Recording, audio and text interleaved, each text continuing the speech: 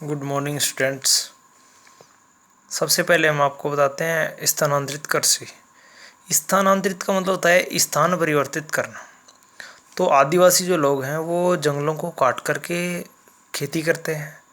जब एक जगह जो ज़मीन है उसकी उर्वरा शक्ति कमज़ोर हो जाती है तो वो जगह बदल करके सेम दोबारा से जंगलों को काट करके फिर कृषि करते हैं। तो ऐसी कृषि को क्या कहते हैं? स्थानांतरित कृषि कहते हैं। अर्थात स्थान बदलकर जो खेती की जाती है उसे क्या कहते हैं? स्थानांतरित कृषि कहते हैं। फिर है तिलहन फसलों में सरसों का योगदान। तो दुनिया की 70% सरसों का उत्पादन केवल कहाँ होता है? भारत में ही होता है। देश की जो कुल तिलहन फसल है उनमें 35% भाग किसका है? सरसों का है। बचा हुआ जो 65% भाग वो अन्य तिलहन फसलों का है। फिर उत्पादन क्षेत्र। तो हमारे देश की जो 85% सरसों है उसका उत्पादन उत्तरी भाग में ही होता है, भारत के उत्तरी भाग में होता है। सरसों उत्पादन में राजस्थान का पहला स्थान है, उत्तर प्रदेश दूसरा, मध्य प्रदेश तीसरा, गुजरात चौथा, हरियाणा पंजाब पाँचवा, छठा स्थान है। राजस्थान में सरसों कहाँ उत्पादित होती है? अलवर, भरतपुर, हनुमानगढ़, गंगानगर, सवाई माधोपुर, भीलवाड़ा, जयपुर, इन जिलों में ज़्यादा होती है। फिर भारत की अर्थव्यवस्था में कृषि का योगदान। तो भारत एक कृषि प्रधान देश है, इसी कारण भारत की अर्थव्यवस्था में कृषि का बहुत ही विशेष योगदान है।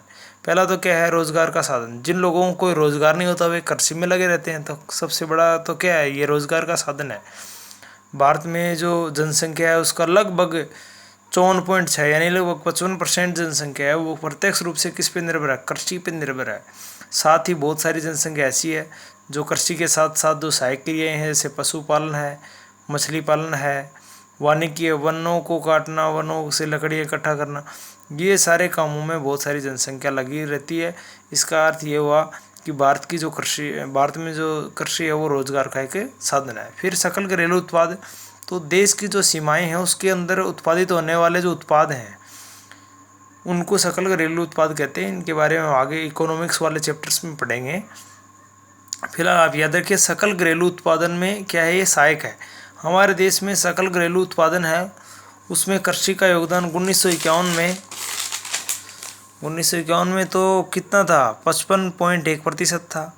अब 2015 में ये कितना हो गया? 15.35 था। इसका मतलब ये हुआ कि कृषि पर हमारी निर्भरता क्या हो रही है? कम हो रही है, जो देश के लिए अच्छा संकेत है।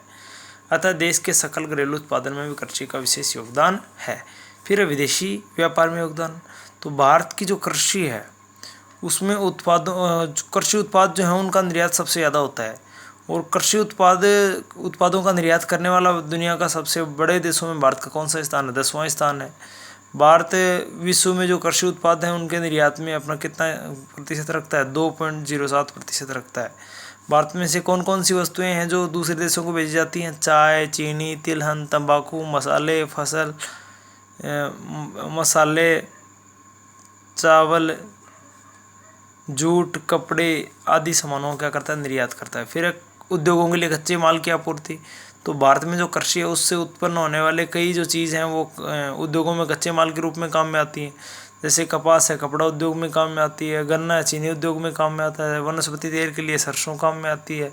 ठीक है, तो ये सारी चीज़ें ये सारे उद्योग किस पे निर्भर हैं? कृषि पे निर्भर है। इसलिए उद्योगों के लिए कच्चे माल की आपूर्ति भी करवाते हैं कृषि। फिर ये इस पाठ के महत्वपूर्ण प्रश्न है। ये प्रश्न आपको याद करने हैं, प्रश्नों को सरल नहीं करना। पिछले पाठ के भी कई बच्चों ने प्रश्न सरल कर लिए हैं। इन प्रश्नों के नोट्स आपको लिखा रखे हैं, सिर्फ आपको इन प्रश्नों को याद करना है, इनका उत्तर आपको नहीं करना। धन्यवाद। ये नवा लेसन आपका कंप्लीट हुआ।